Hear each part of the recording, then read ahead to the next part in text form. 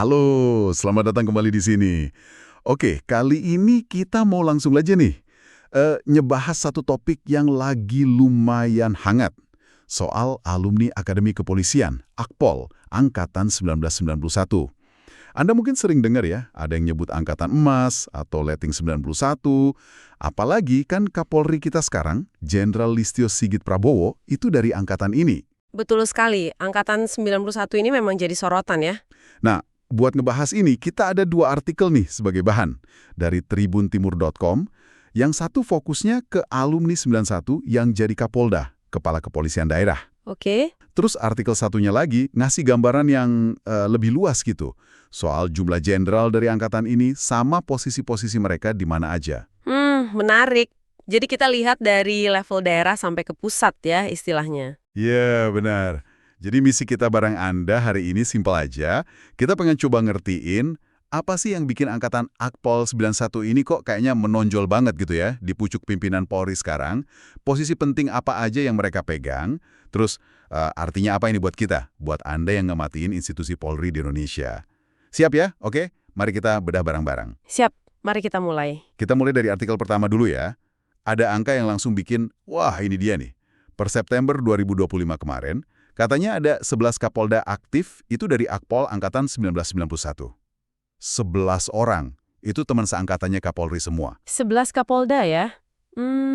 Kalau kita ingat total Polda di Indonesia kan ada 36 ya sekarang. Jadi 11 dari 36 itu, angkanya lumayan gede loh. Hampir sepertiga kan? Iya, hampir sepertiga. Ini langsung kasih gambaran awal sih soal gimana alumni 91 ini terkonsentrasi di posisi komando wilayah. Kapolda itu kan penting banget ya. Dia kepanjangan tangan Kapolri di provinsi. Betul. Yang megang kendali operasi polisi sehari-hari di daerahnya masing-masing ya. Tepat. Dan sekedar ngingetin buat Anda, Polda ini kan ada tipenya juga. Ada tipe A khusus sama A. Biasanya dipimpin Irjen, Jenderal Bintang 2. Terus ada tipe B yang dipimpin Brigjen, Bintang 1. Nah, 11 Kapolda Akpol 91 ini tersebar di tipe-tipe itu. Bener. Dan sebaran ini juga nunjukin sesuatu menurut saya. Artinya mereka nggak cuma ngumpul di Polda tipe A aja misalnya, tapi juga di tipe B. Ini bisa jadi nunjukin ya ada kepercayaan lah terhadap kemampuan manajerial angkatan ini di berbagai level kesulitan wilayah. Masuk akal. Terus di artikel itu juga ada contoh menarik nih, soal dinamika di internal mereka. Katanya, ada mutasi baru di September 2025. Kapolda Sulawesi Selatan yang baru, Brigjen Juhandani Raharjopuro, itu Akpol 91. Oke. Nah, yang menarik, dia gantikan Irjen Pol Rusdi Hartono. Tebak angkatan berapa? Jangan-jangan 91 juga. Betul, Akpol 91 juga. Jadi sesama 91 saling menggantikan di posisi Kapolda. Wah, ini detail menarik. Jadi, meskipun kayak ada dominasi angkatan, tapi ya tetap ada dinamika ya. Ada perputaran regenerasi bahkan di antara mereka sendiri. Nggak terus satu orang ngunci posisi itu selamanya cuma karena dia 91. Masih ada kompetisi internal, evaluasi kinerja gitu ya. Iya, benar. Tapi di sisi lain nih, di waktu yang sama, artikel itu juga nyatet pergantian Kapolda Sulawesi Tengah. Irjen Pol Agus Nugroho, ini Akpol 91. Oke, terus? Digantikan sama Irjen Endi Sutendi. Nah, Irjen Endi ini dari Akpol 90, angkatan atasnya. Oh, dari angkatan 90 ya. Nah, ini artinya apa nih? Apa ini nunjukin kalau dominasi itu nggak mutlak-mutlak amat? Tepat sekali. Ini penting buat jadi penyeimbang narasi, jadi kita nggak ngelihat ini hitam putih. Ini nunjukin kalau penempatan jabatan di Polri ya banyak faktornya. Nggak cuma soal angkatan atau letting aja. Ada kebutuhan organisasi, ada evaluasi, rekam jejak. Ya mungkin pertimbangan strategis lain yang melibatkan lintas angkatan juga. Oke. Data soal Kapolda Sulteng ini kan sumbernya jelas ya dari surat telegram Kapolri itu. Jadi ini ngasih perspektif lain yang penting. Oke, jadi di level provinsi atau Kapolda ini, kita lihat polanya, ada konsentrasi yang cukup kuat dari Akpol 91, hampir sepertiga, tapi dinamikanya cair, nggak kaku, dan angkatan lain juga masih berperan.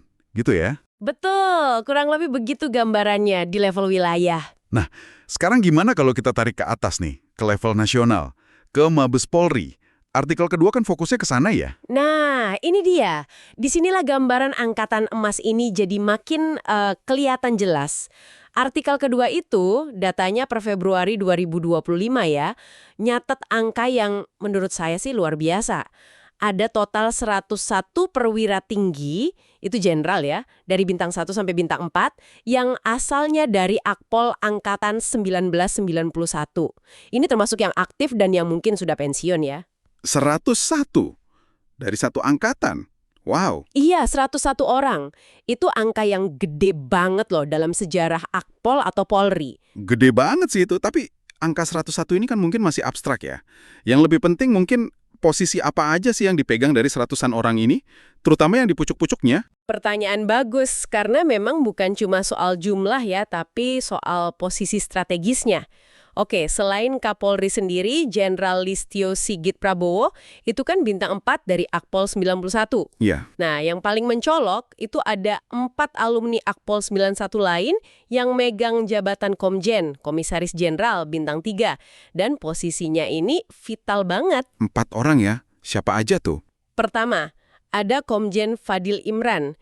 Beliau jabat Kabah Harkam, Kepala Badan Pemeliharaan Keamanan. Ini ibaratnya pasukan utamanya Polri ya, yang tugasnya patroli, pengamanan objek vital, polisi pariwisata, Polairut, dan sebagainya. Garda terdepan lah. Oke, Kabah Harkam. Terus? Kedua, Komjen Wahyu Widada. Ini Kabar Reskrim, Kepala Badan Reserse Kriminal. Nah, ini otak penyidikannya Polri. Semua kasus besar, kejahatan umum, kejahatan khusus skala nasional, itu di bawah beliau. Barreskrim, penting banget ini. Lanjut. Cegah potensi gangguan keamanan. Intelijen. Oke. Satunya lagi.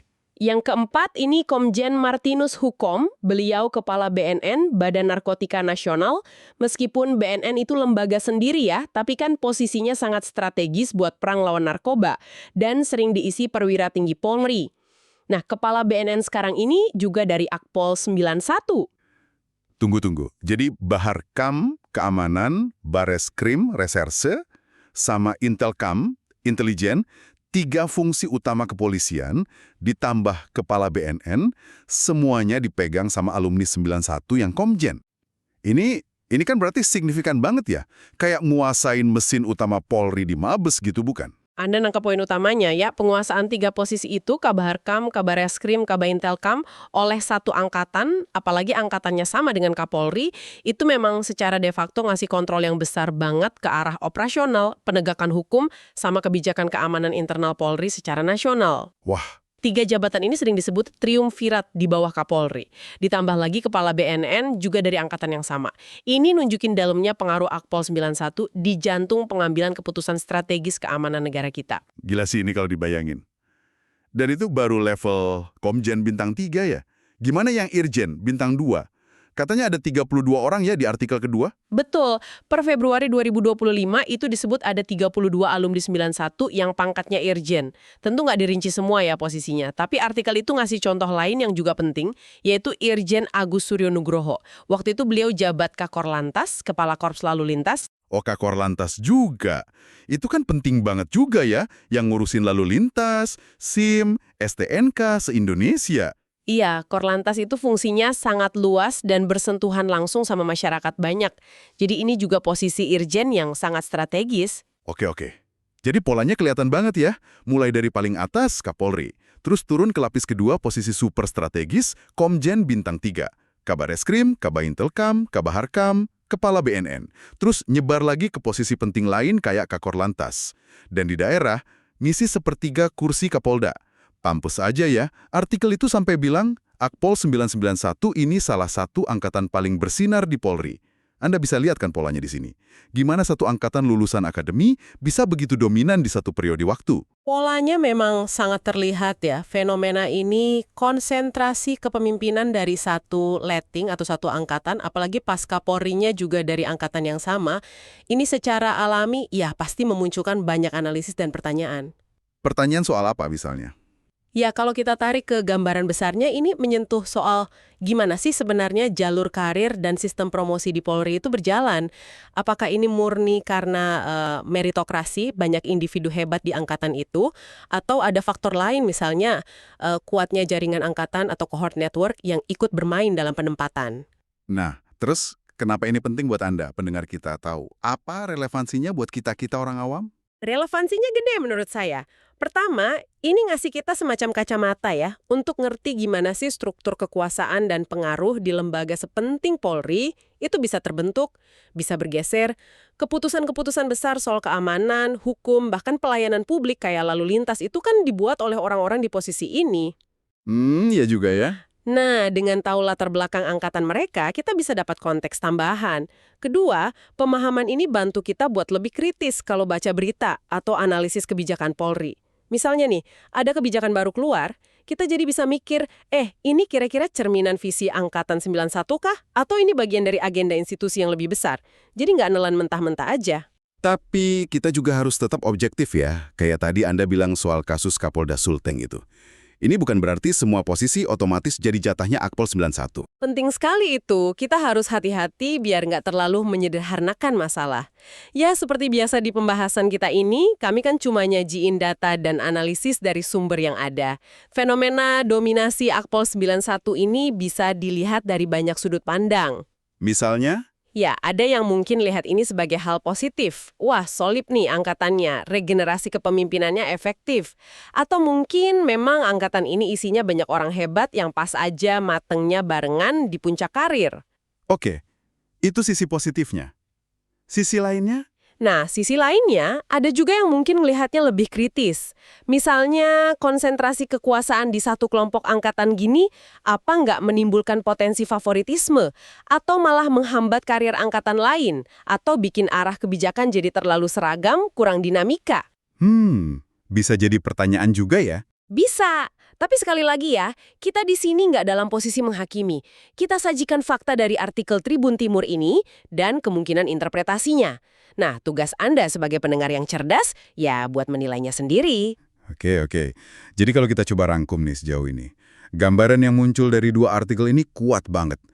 Alumni Akpol 1991 ini perannya sentral banget di kepemimpinan Polri sekarang. Jejaknya ada di mana-mana. Mulai dari kursi nomor 1 Kapolri, Betul. terus turun ke Mabes Polri, mereka ngisi pos-pos Komjen Bintang 3 yang paling strategis itu. Kabareskrim, Kabaintelkam, Kabaharkam, plus Kepala BNN juga. Lalu di level Irjen Bintang 2, jumlahnya puluhan, termasuk yang pegang Korlantas. Dan di wilayah, tadi disebut ada 11 Kapolda per September 2025, yang berarti nguasain sepertiga Polda se-Indonesia. Total jenderalnya aja tadi disebut sampai 101 orang ya, per Februari 2025. Ini konstelasi yang luar biasa sih. Ya, konstelasi ini secara alami bawa kita ke sebuah pertanyaan penutup yang kayaknya menarik buat Anda renungkan lebih jauh. Mengingat begitu terkonsentrasinya posisi-posisi kunci dan strategis ini di tangan alumni Akpol 1991 saat ini, kira-kira gimana ya dampaknya buat ngebentuk Polri ke depan? Ngebentuk dalam hal apa nih maksudnya? Dalam banyak hal ya, misalnya, apakah soliditas angkatan ini bakal bikin kebijakan jadi lebih terkoordinasi gitu, lebih seragam di semua lini dari intel, reserse, sampai pemeliharaan keamanan? Atau apakah bakal ada penekanan ke program prioritas tertentu yang jadi ciri khas kepemimpinan angkatan ini? Atau mungkin dampaknya ke budaya kerja di dalam Polri sendiri? Gimana regenerasi kepemimpinan selanjutnya? Apakah ini bakal mempercepat modernisasi? Atau sebaliknya, malah ada resiko resistensi dari kelompok lain? Kan bisa macam-macam. Atau, jangan-jangan ini semua sebenarnya cuma fase aja. Bagian dari siklus alami di institusi gede kayak Polri. Di mana satu angkatan kebetulan aja pas naik daun barengan, terus nanti beberapa tahun lagi, ya ganti lagi situasinya, angkatan lain yang naik. Mungkin nggak sih gitu? Nah, itu dia pertanyaannya. Apakah fenomena Akpol 91 ini semacam anomali, sebuah golden age yang bakal ninggalin warisan khusus, atau ya sekedar gelombang pasang biasa aja dalam dinamika institusi? Nggak ada jawaban gampang sih, cuma waktu yang bisa jawab. Tapi ngamatin gimana konstelasi ini berjalan, apa dampaknya nanti, Itu jadi sesuatu yang sangat menarik buat Anda cermati ke depannya. Oke, pertanyaan reflektif yang bagus banget buat menutup obrolan kita. Baik, itu tadi kupasan mendalam kita ya soal fenomena alumni Akpol Angkatan 1991 di pucuk pimpinan Polri. Dari sumber-sumber yang kita punya, semoga obrolan kita kali ini ngasih Anda perspektif baru dan pemahaman yang lebih utuh ya. Terima kasih banyak sudah menyimak. Sampai ketemu lagi di kesempatan berikutnya. Download Tribun X sekarang. Menghadirkan lokal menjadi Indonesia.